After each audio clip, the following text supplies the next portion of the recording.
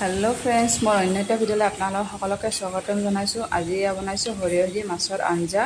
তেতিয়াহ'লে ব'লকচোন ভিডিঅ'টো ষ্টাৰ্ট কৰোঁ।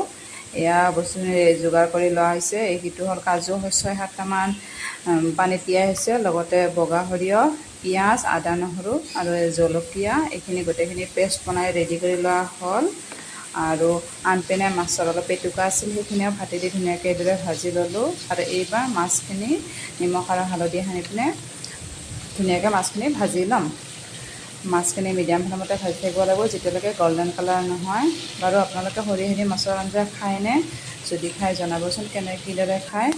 আৰু এইপিনে মাছখিনি ভাজা হৈ গ'ল। আৰু এতিয়া তাতে অলপমান কেৰাহীত তেল দি, পাঁচফোৰণ দি, পিঁয়াজকেইটা দি গল্ডেন ব্ৰাউন হোৱালৈকে ভাজি থাকিম।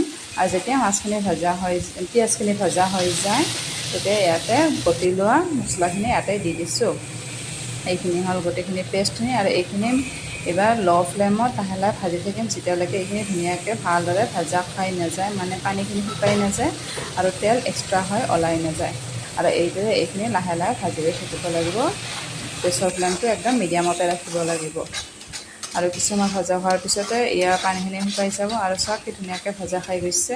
আৰু ইয়াতে এইবাৰ পৰিমাণ অনুযায়ী আপোনালোকে পানী দিব পাৰে।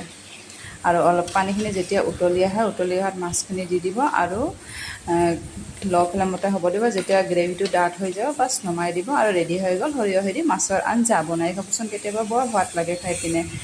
আৰু এইদৰে বনোৱা হৈ গ'ল। আচলতে মাছ বেলেগ বেলেগ ধৰণে খালে ভাল লাগে, কেতিয়াবা এইদৰে খাওঁ আৰু বহুত পদ্ধতি আছে। আৰু এয়া কথাই ৰেডি হৈ গ'ল সৰিয়হেদি মাছৰ আঞ্জা। আৰু ফাইনেলি ছাৰ্ভ কৰা হৈ গ'ল। ইয়াতে ধুনীয়াকৈ সজাই দিয়া হৈছে সৰিয়হেদি মাছৰ আঞ্জা, পটল ভাজি, পেটুকা ভাজি আৰু লগতে আম। কেনে হৈছে ভিডিঅ'টো জনাব দেই। আৰু যদি ভাল লাগিছে লাইক, কমেণ্ট আৰু লগতে ছাবস্ক্ৰাইব কৰিব নাপাহৰিব।